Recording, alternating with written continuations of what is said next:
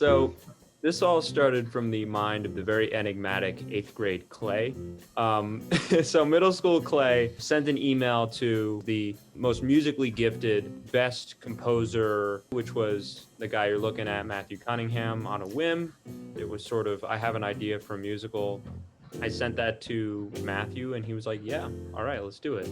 And from then on, we kind of chipped away at it. Once we got into high school, it turned into, we're gonna edit this. We want this to go on somewhere, and we're gonna do whatever it takes. And so it would be kind of a very long process, but one that I thought was really rewarding. I think we came up with something pretty good. What we did for the show was Clay would just write lyrics. He would just write the words to the songs, write the dialogue, and then he'd just send it to me and say, all right, Matthew, write a song.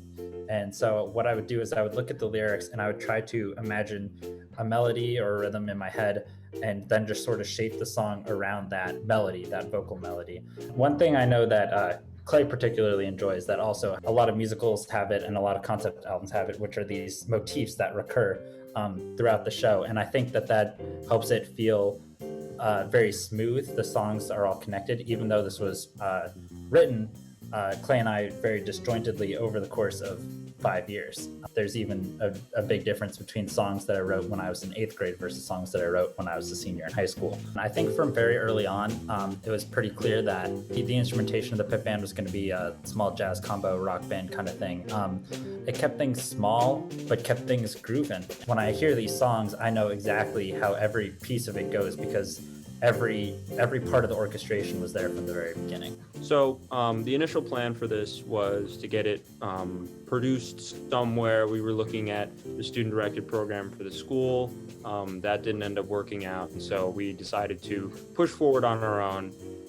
And we looked at a venue, and we were really getting in deep in contract negotiations with this venue, and then all of a sudden the coronavirus hit, and the venue slowly became less and less of an option, even though we kind of started the process of the show.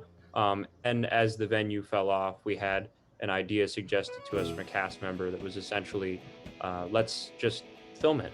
And we had to make the transition from a in-person, no masks, everything's fine show, because we didn't know where this pandemic was gonna go, to we have to get PPE, we have to be safe about it, socially distanced, filmed show. On a whim, I decided to email the Christ Lutheran Church and ask if I could use their parking lot. They had a very nice space. It looked like the park.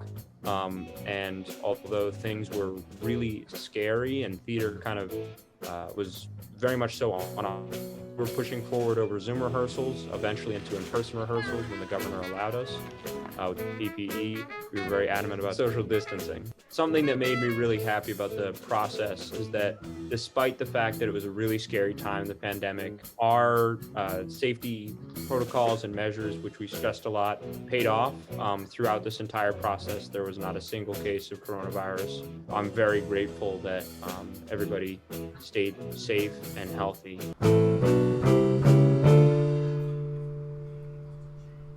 If I could describe the filming process in 2 words, the first one would be fun, of course, and the second one would be long. It was in the middle of the summer when we were filming this, so the weather was very, very hot. Hot. Sorry. We're gonna water. Yes, I'm gonna die. It's very challenging to film an entire 2-hour movie over the course of just 3.5 days. So we didn't even film the show in chronological order. We called people for specific times based on what scenes they were in, and we tried to just get through as much as we could each day. I think it was nice that we had the ability to start and stop when we needed to go back and redo things. I think that made it a lot less stressful. I messed up. It's all right. Just keep going. Ready? And action. All right. I'm going to give this. Even though it might have taken a bit longer than, just 2 hours performing. There wasn't any craziness happening. The only craziness was just the fun, the intrigue, the interest, and of course the length and the heat. Go, Shawnee! Good doing, I think there was a lot of quick thinking and problem solving involved in the process on behalf of both the directors, the film crew, and the whole cast involved. So the entire filming process in general was a lot of fun, but there was particularly one night where we had to stay late to film a scene in the dark, and I think that was a lot of fun because we just had a bunch of people just hanging out, waiting for night to fall so that we could film a scene, and it was really goofy but a lot of fun. This is nighttime B-roll. This is Ben's fart. Wait. All right, let's keep going, guys. I think some of my favorite moments on set were I had a policy as the director where I called the script a living script, where since our actors were originating their characters, anybody and everybody should have a say.